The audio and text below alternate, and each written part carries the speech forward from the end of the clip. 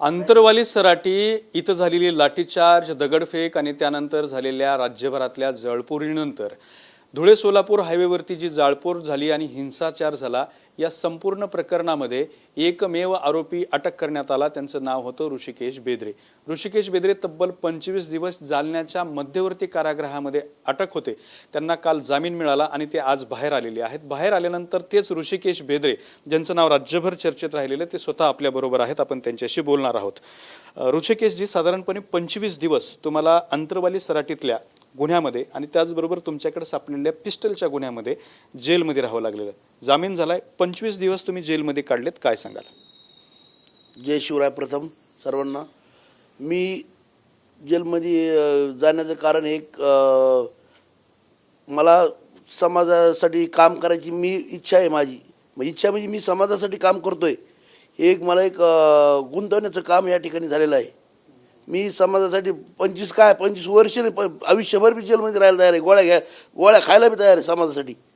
मला काही माझ्या समाजासाठी मी पूर्ण वेळ मी समाजासाठी देतोय आणि पूर्ण आणि पण आयुष्यभर मी समाजासाठी वेळ देत राहील.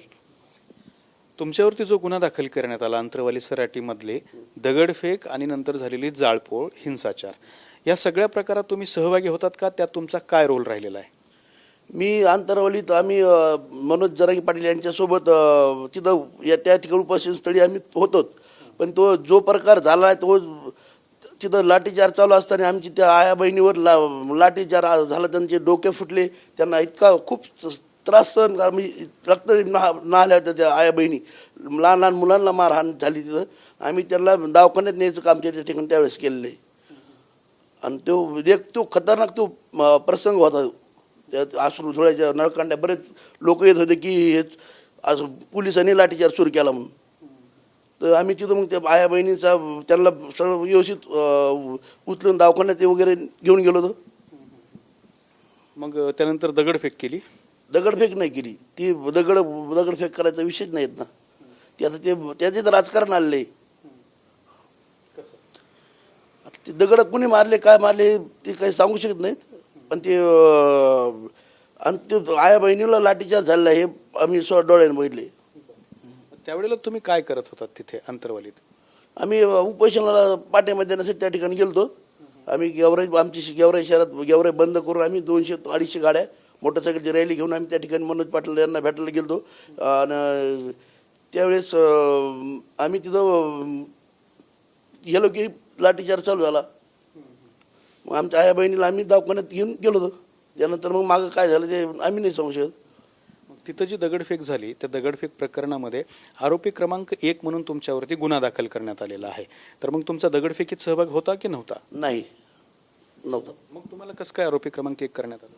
ते आम्ही तिथं आता रोज सोबत असल्यामुळे ते त्यांना वाटलं की मी तिथं नव्हतंच समजा ते ह्याच्या टायमाला ते दगडफेक झाली त्यावेळेस.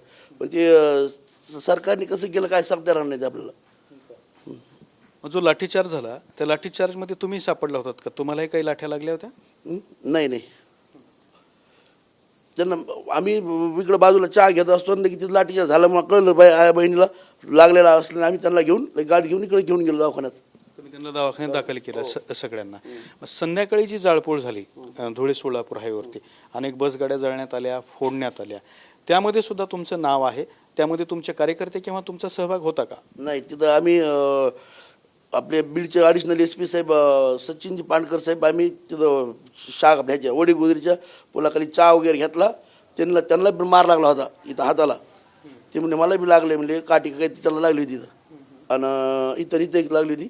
ते म्हणजे आम्ही चहा वगैरे घेतला आणि ते म्हणजे मग तुम्ही जात. आम्ही गेवराला गेलो मग निघून. हो, म्हणजे त्या जाळपोळीमध्ये तुमचा कुठलाही रोल नाही, काहीच विषय नाही. आणि दगडफेकीतही रोल नाही रोल.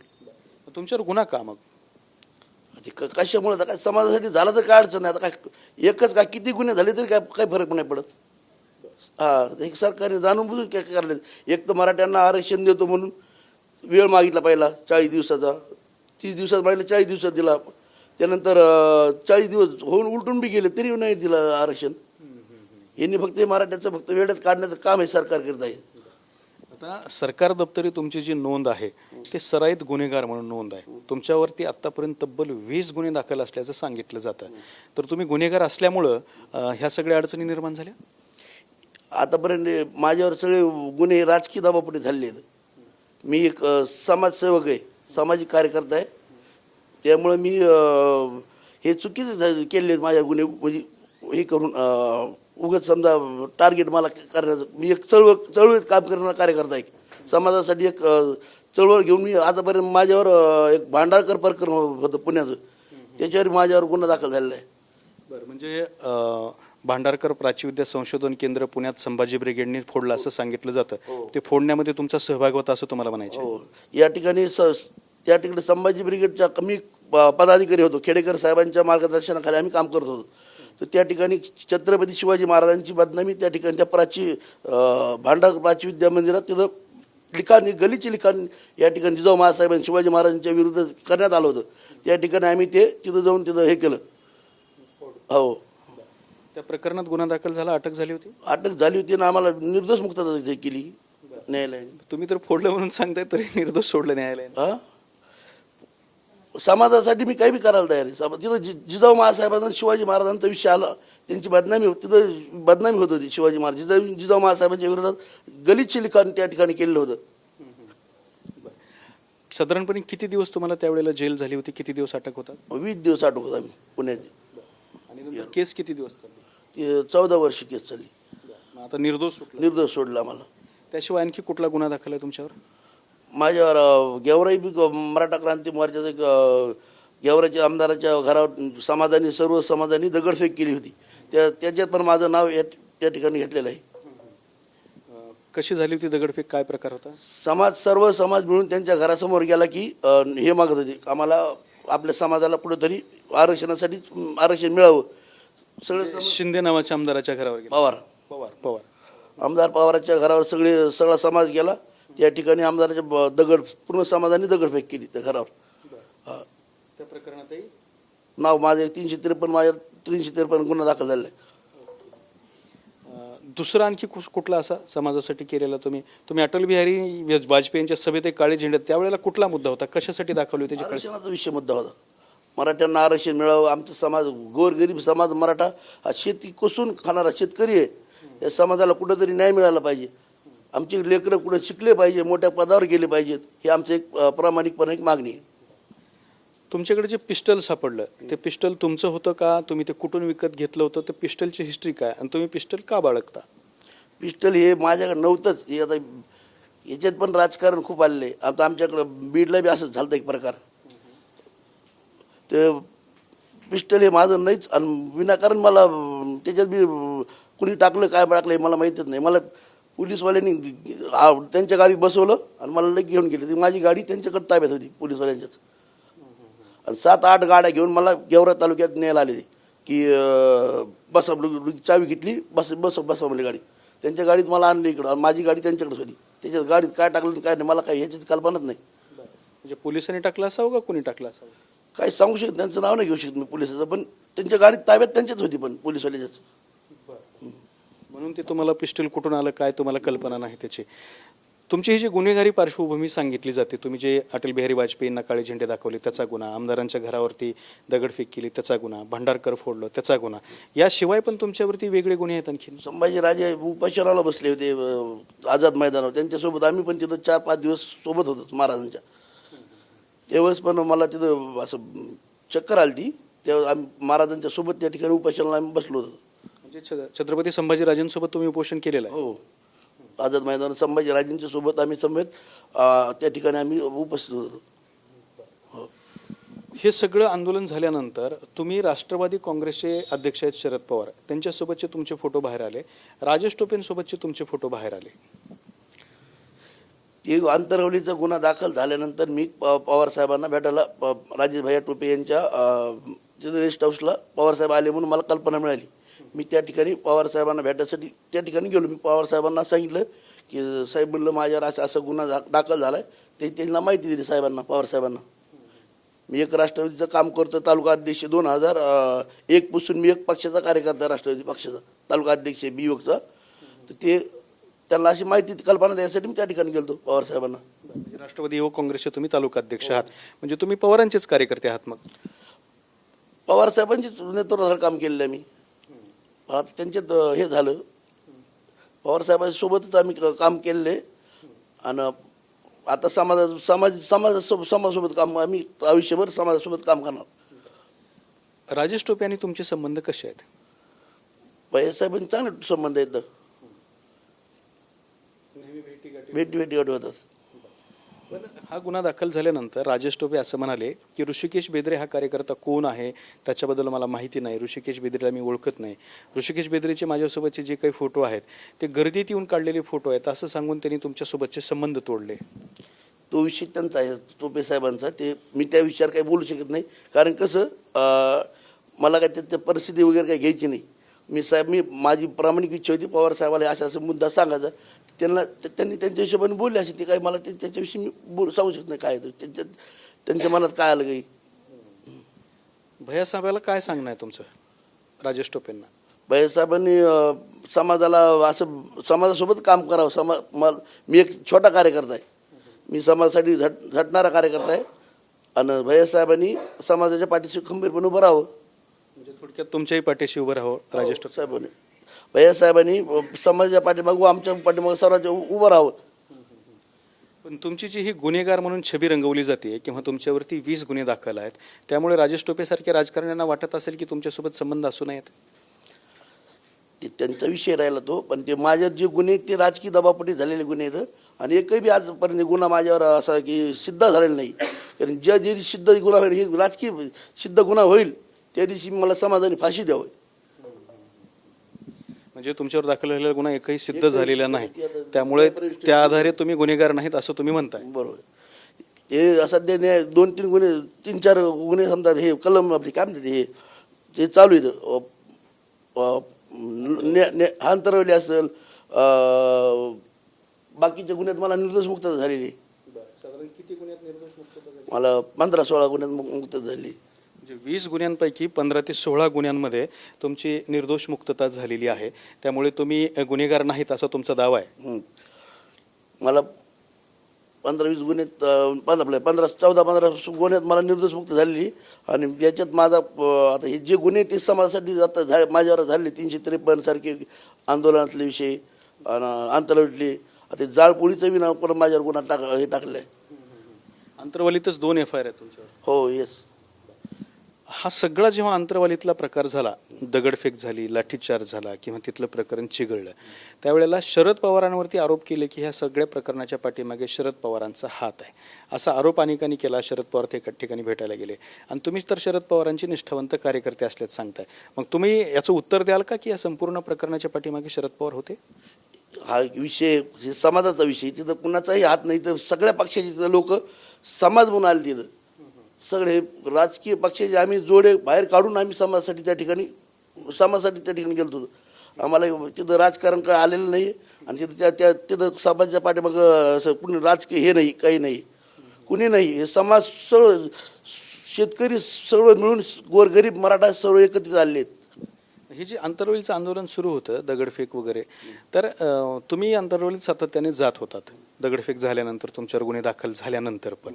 तर मग तिकडे जात असताना तुमचा दरम्यानच्या काळात राजेश टोपेंचा किंवा शरद पवारांचा संपर्क येत होता? नाही, मी अंतरवलीत आम्ही जरांगे पाटला भेटण्यासाठी त्या ठिकाणी आम्ही जायचो, पण आम्ही काही तसं संबंध कोणाचाच आला नंतर. म्हणजे राजेश टोपे किंवा शरद पवारांशी बोलणं नंतर काहीच विषय नाही.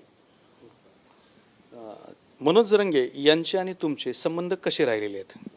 आमचं खूप दिवसाचा संबंध आहे. आम्ही त्यांच्यासोबत ते शहागडच्या पुलावर उपोषणासाठी बसले होते, त्यापासून मी त्यांच्यासोबत आहे, जरांगे पाटलासोबत. तुमचं आणि त्यांची मैत्री आहे, दोस्ताना मैत्री आहे. सामाजिकदृष्ट्या मनोज जरंगे यांचं काम कसं आहे? तुम्ही त्यांना कसं सपोर्ट करत आला आतापर्यंत?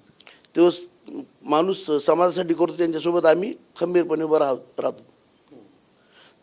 समाजासाठी जो माणूस काम करीन त्यांच्यासाठी आम्ही समाज म्हणून एक त्यांच्यासोबत खांद्याला खांदा लावून काम करणार आहेत.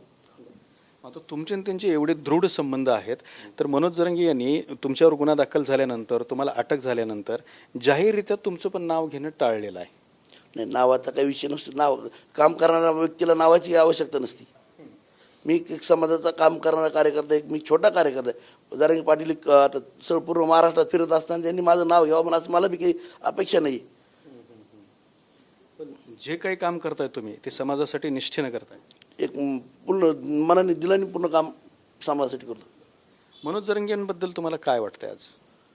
जरांगे पाटील सोबत सर्व महाराष्ट्र समाज आहे. महाराष्ट्राचा समाज पूर्ण त्यांच्यासोबत ताकदीने उभा आहे. ते समाजाला आरक्षण मिळून देतीलच ही 100% खात्री आहे. आता तुम्ही बेलवरती तुमची मुक्तता झालेली आहे, अजूनही न्याय भेटलेला नाही. जरांगे पाटील अजूनही आंदोलनाच्या पवित्र्यात आहेत. यानंतरच्या काळातली तुमची भूमिका कशी असेल? आम्ही सोबत त्यांच्यासोबत राहू, पूर्ण ताकदीने आम्ही समाजासोबत येतं. समाज आमच्यासोबत आहे, त्यामुळे आम्ही सोबतच राहू आणि काम करू. जोपर्यंत आरक्षण मिळत नाही तोपर्यंत आम्ही स्वस्थ बसणार नाही. म्हणजे तुम्ही तुमचं हे आंदोलन करतच राहणार आहात, सहभाग ठेवणार आहात. 100%. यानंतरच्या काळात हिंसा वाढली, काही हिंसेचा भडका उडाला तर पुन्हा तुमच्याकडे संशयाची सोय येऊ शकते. आता किती बी आले तर किती गुन्हे तुम्हाला आता म्हणलं समाजासाठी मी गुन्हे गोळ्या बी घातल्या तरी मी मरायला तयार आहे. हा तुमचा दृढ निश्चय आहे समाजासाठी जीव पण द्यायचा. पण मग तुमच्याकडे ज्या गुन्हेगारी चष्म्यातून बघितलं जातं त्याच्याबद्दल समाजाला काय सांगाल? नाही, समाजाला माहिती मी एक प्रामाणिकपणे काम करणारा कार्यकर्ता आहे. मी एक फुले शाहू आंबेडकर विचारांचा माणूस आहे. एक समाजाला न्याय मिळावा म्हणून मी समाजासाठी अहोरात्र मी काम करीत आहे. एक तुमच्या आयुष्याला जोडली गेलेली, हा प्रश्न विचारल्यानंतर कदाचित तुमच्या जीवाला वाईट वाटू शकतं, त्यामुळे मी खेद व्यक्त करून तुम्हाला हा प्रश्न विचारतो की तुम्ही लहान असतानाच तुमच्या वडिलांचा हत्या करण्यात आली होती. काय संदर्भ आहे तो आणि त्या गोष्टीची आज आठवण झाल्यानंतर काय वाटतं? तो एक दुःखाचा विषय माझ्यासाठी. कारण की माझ्या वडिलाचं ज्यावेळेस ती हत्या झाली त्यावेळेस मी छोटा होतो, 11-12 वर्षाचा असेल. त्यावेळेस ती परिस्थिती आमची खूप म्हणजे वाईट परिस्थिती त्यावेळेस आमची ती चुकीची झाली, आमच्या वडिलाची झाली ती. त्याच्यातून भावी आयुष्यात तुम्ही कसा कसा मार्ग काढत इथवर आलात? मी आता समाजासाठी करीत आलो आहे आणि सोबत सगळे मित्र सोबत चांगले चांगले व्यक्तींचे संबंध आले. चांगल्या चांगल्या लोकांच्या सोबत काम करत असताना एक आत्मनिर्भर प्रवास इथपर्यंत आलेला आहे. पण यानंतरच्या काळात गुन्हे दाखल होऊ नयेत, आपण गुन्हेगार व्यक्ती आहोत असं सिद्ध होऊ नये किंवा तशा स्वरूपाचं कुठलंही आपल्या व्यक्तिमत्वाला कुठलाही गुन्हा चिटकू नये, यासाठी काय करणार आहात? ते त्यांनी चिंता करायची काही विषय नाही, त्याच्यात काय होणार नाही. गुन्हे आता ते गुन्हे त्यांनी आता राजकीय तुम्हाला सांगितलं मी राजकीय दबावपोटी ह्याच्यात पण राजकारण आणू नये कोणी. हे समाजाचा विषय, समाजाचा विषय राजकारण हे कोणी आणू नये. आणि गुन्हे आता समाजासाठी झाले तर मी ते जेलमध्ये राहायला बी तयार आहे. तुमच्या छातीवरती राजमाता जिजाऊ आणि छत्रपती शिवाजी महाराजांची बिल्ले दिसत आहेत, कधीपासून आहेत हे? 10-15 वर्ष झालं माझ्यासोबत मी इथे लावून फिरवतो शिवाजी महाराजांचा, जिजाऊ महाराजांचा. कायम लावतात, अतोनात प्रेम आहे तुमचं या मराठा समाजातल्या किंवा संपूर्ण महाराष्ट्राच्या अखंड हिंदुस्थानचे आराध्य दैवत आहे शिवाजी महाराज, जिजाऊ महासाहेब. आणि तुम्ही मुळात ब्रिगेडचे कार्यकर्ते, नंतर राष्ट्रवादीत आलात. बरोबर आहे. संभाजी बीडचं मी 2001 ते 2004 पर्यंत जिल्हा उपाध्यक्ष म्हणून बीडमध्ये काम केले. काय काय करायचं त्यावेळेला काम? आम्ही सर्व समाजाला पूर्ण गाव तिथे शाखा केलेली आहे. पूर्ण गेवराई तालुक्यात आम्ही सर्व गेवराई तालुक्यात फिरून दौरे करून समाजाला आरक्षण तर नव्हतं, त्या विषयी आरक्षणाचा बी होता पण असं एवढा ह्याच्यावर नव्हता. आम्ही प्रदीप दादा सोळंके असतील, डॉक्टर घोडके असतील, आम्ही त्यांच्यासोबत आम्ही सर्व तालुक्यात संभाजी ब्रिगेडची शाखा केल्यात. समाजाला एक हे दिलं, एक प्रेरणा मिळावी म्हणून त्यांनी आम्ही पूर्ण तालुक्यात भाषण देत हे काम केलं सोबत. हे झालं तुमचा आत्तापर्यंतचा प्रवास. आता इथून पुढचं तुमचं स्वप्न काय असणार आहे? काय कराल यानंतरच्या काळात समाजासाठी?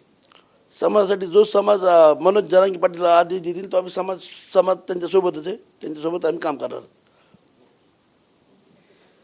तर हे होते ऋषिकेश बेदरे यांनी आपलं या ठिकाणी मनोगत व्यक्त केलेले आणि त्यांनी स्पष्टपणे सांगितलं की मनोज जरांगे यांच्या आंदोलनाला माझा पूर्ण पाठिंबा आहे.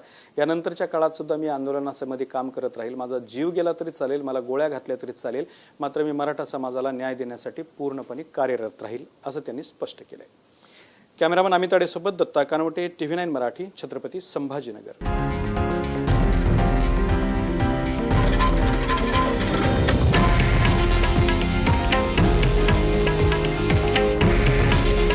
हे आहे देशातील नंबर 1 न्यूज नेटवर्क आणि आपण पाहत आहात TV9 मराठी.